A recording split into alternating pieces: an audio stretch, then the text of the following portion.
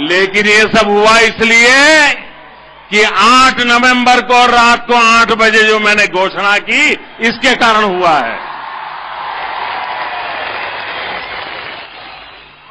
और ये सिर्फ पुणे में नहीं, हिंदुस्तान की हर सरकारों के पास अकेले अर्बन बॉडीज में 200 से 300% इनकम बढ़ी है, क्योंकि हर किसी को लगा कि मोदी ले जाएगा, उसके बजाय अच्छा है यहां डाल दो। लेकिन ये भी अच्छा हुआ, वरना कभी अर्बन बॉडीज में टैक्स 50%, 60%, 70% से आगे बढ़ नहीं पाता था। और देने वाले कौन थे? सामान्य व्यक्ति तो दे देता था। और नहीं देने वाले कौन होते थे? जो कभी कभी हमारे अगल बगल में दिखाई देते हैं, वो भी नहीं होते थे।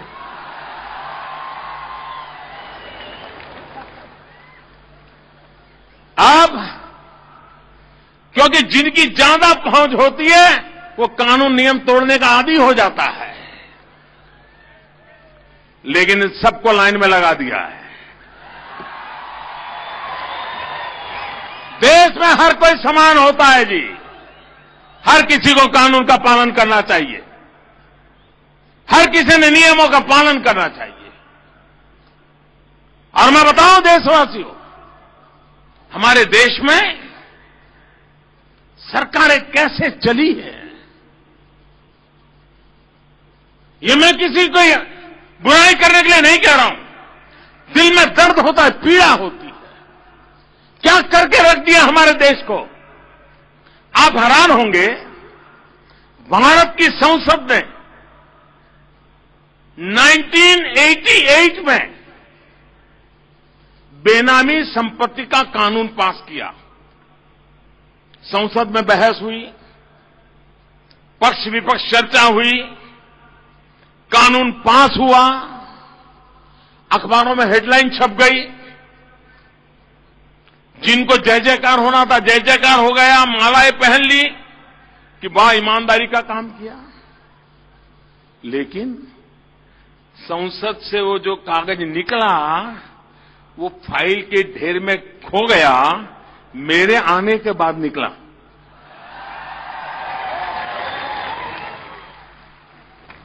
उसका नोटिफिकेशन नहीं हुआ, कानून लागू नहीं किया गया।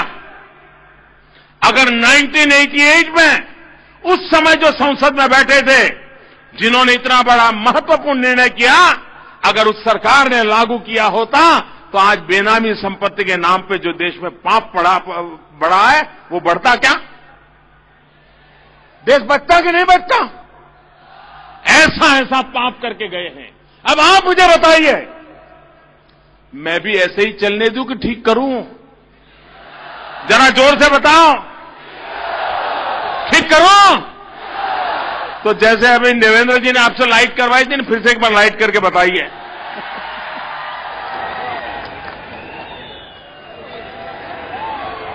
ठीक करना चाहिए कि नहीं करना चाहिए?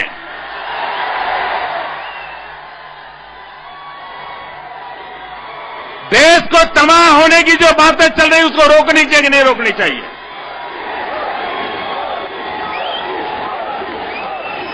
और इसलिए भाइयों बहनों,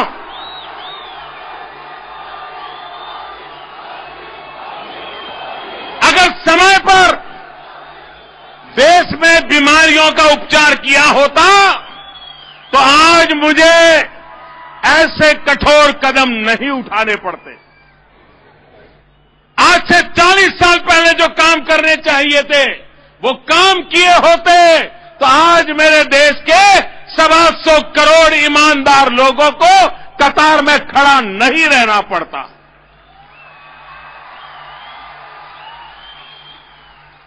देशवासियों को जो कतार में खड़े रह करके कठिनाइयां झेलनी पड़ी है, जितनी पीड़ा देशवासियों को है, उतनी ही पीड़ा मुझे भी है। लेकिन ये निर्णय देश के लिए करना पड़ रहा है। जिन लोगों ने निर्णय नहीं किया, उन्होंने देश का भारी नुकसान किया है।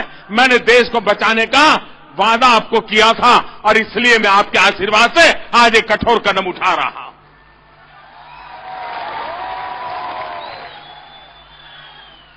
भाइयों बहनों, मैं पुणे से विशेष अपेक्षा करता हूं। ये देश की औद्योगिक विरासत वाली नगरी है, ये शिक्षा का भी धाम है और बहुत जमाने से अगर काशी में विद्वान होते थे तो पुणे भी विद्वत्ता के लिए जाना जाता था।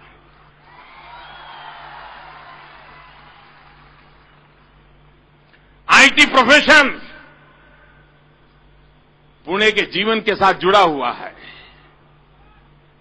क्या ये पुणे नगरी ऑनलाइन पेमेंट की दिशा में और तेज गति से आगे बढ़ सकती है कि नहीं बढ़ सकती? क्या हमारा मोबाइल फोन बैंक बन सकता है कि नहीं बन सकता है? ये बैंक हमारी हथेली में हो सकती है कि नहीं हो सकती है? जब चाहे जी चाहे अपना कारोबार चला सकते हैं, नहीं चला सकते हैं? क्या बैंक के कतार में खड़ा रखने की जरूरत है? क्या एटीएम के बाहर खड़े रहने की जरूरत है? सारी व्यवस्था उपलब्ध है कि नहीं है? क्या पुणे वासी मेरी मदद कर सकते हैं कि नहीं कर सकते हैं? करोगे? पक्का करोगे? हम तय करें कि हम ई वॉलेट के द्वारा या डेबिट कार्ड के द्वारा, अब तो आधार एनेबल सर्विसेज भी अवेलेबल है। सिर्फ आपका बैंक अकाउंट हो, आधार नंबर हो, आप अंगूठा लगाइए, आपका पेमेंट हो जाता है। इतनी व्यवस्था हो गई है। और ये बात मान के चलिए, यहां शरद राव बैठे हैं, किसान नेता है। मुझे बताइए, गन्ने की पैदावार ज्यादा हो तो गन्ने का दाम कम हो जाता है कि नहीं हो जाता है? बताइए ना।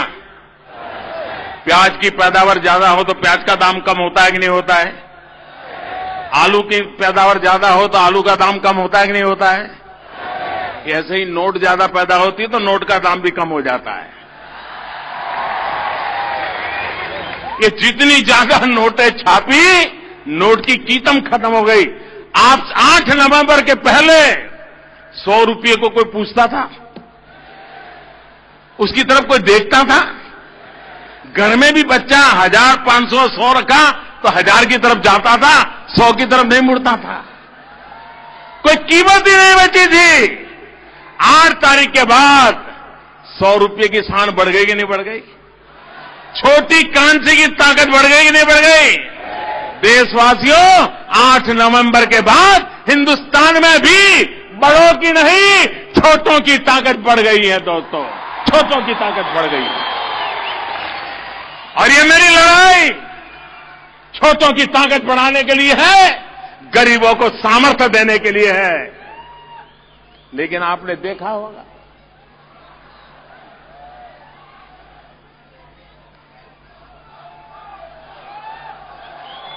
कुछ लोगों को लगा कि सब सरकारें तो ऐसी ही होती हैं, पहले थी वैसी ये होगी। ठीक है, मोदी 2-4 दिन बोल देंगे, फिर क्या होगा? फिर तो हम हैं, सालों से करते आए हैं, कर लेंगे। इसी मिजाज में उनको लगा बैंक में डाल दो, सब काला सफेद हो जाएगा।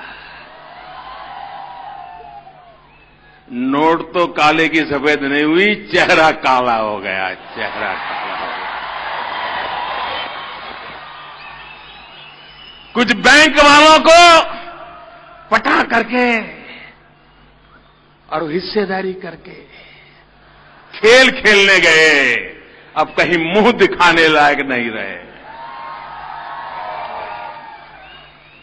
आज टेक्नोलॉजी इतनी उत्तम है कि वो घर से निकला है ना, वहां तक पूंछ पहुंचने वाली है। महीना, 2 महीना, 3 महीने के बाद भी ये हरेक को पूछा किया जाएगा। बताओ भाई, पहले तो नहीं था, कहां से आया? बताना पड़ेगा। जिन्होंने सोचा है कि अब बैंक में गए तो काला सफेद हो गया, उनसे मैं कहता हूं संभल जाइए। अभी भी मौका है, कानून का पालन कीजिए, गरीबों के हक का जो है वो लौटा दीजिए। अब बचने की संभावना बची नहीं है।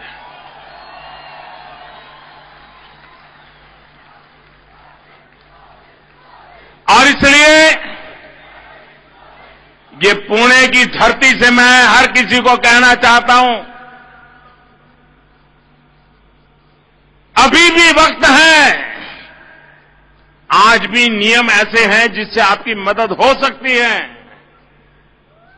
सही रास्ते पर आ जाइए, जिंदगी भर चैन की नींद सो जाइए, कोई चिंता का विषय नहीं रहेगा।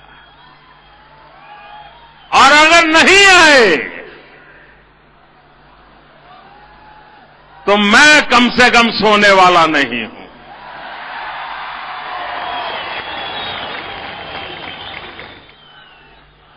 भाइयों बहनों, ये भ्रष्टाचार, काला धन, जाली नोट, ये आतंकवाद, ये नक्सलवाद, इसके खिलाफ लड़ाई कहने को नहीं कह रहा हूं दोस्तों, बड़े जिगर के साथ लड़ाई को छेड़ा है।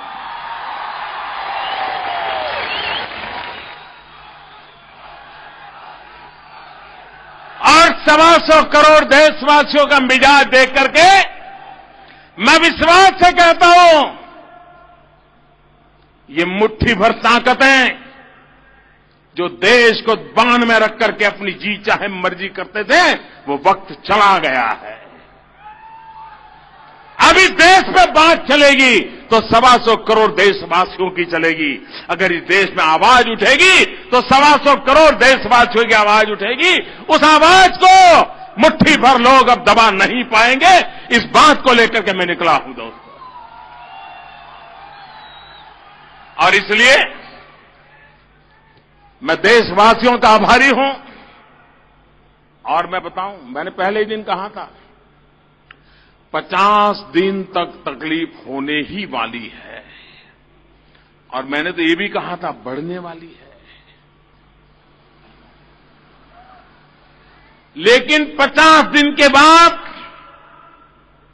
ईमानदार लोगों की तकलीफ कम होना शुरू हो जाएगा और बेईमान लोगों की तकलीफ बढ़ना शुरू हो जाएगा। आप देखेंगे, आपको पता चलेगा। वो वैसे भी अभी देख रहे हो, बड़े बड़े बाबू जेल जा रहे हैं, बड़े बड़े लोग जेल जा रहे हैं, बैंकों के अनेक लोग घर चले गए, छुट्टी हो गई, और कुछ जेल भी चले गए। भाइयों बहनों, बड़ी सोच समझ करके देशवासियों के प्रति पूरा विश्वास रखते हुए जो कदम उठाए हैं, देश सफल होकर रहेगा, ये मेरा विश्वास है। मेट्रो का काम तेज गति से आगे बढ़े। और जब महाराष्ट्र का चुनाव चल रहा था तब मैंने महाराष्ट्र को कहा था, मैंने कहा देखिए 15 वर्ष से ये महाराष्ट्र की गाड़ी गड्ढे में फंसी हुई है। अगर उसको निकालना है तो डबल इंजन की जरूरत पड़ेगी। एक दिल्ली का इंजन, एक महाराष्ट्र सरकार का इंजन। और आपने हम पे भरोसा किया, डबल इंजन लग गए हैं, मेट्रो आई कि नहीं आई। तो ये डबल इंजन की ताकत है। तो आपने इस डबल इंजन का अवसर दिया, इसके लिए भी आपका बहुत बहुत आभार, धन्यवाद। बहुत बहुत धन्यवाद माननीय प्रधानमंत्री जी आपका।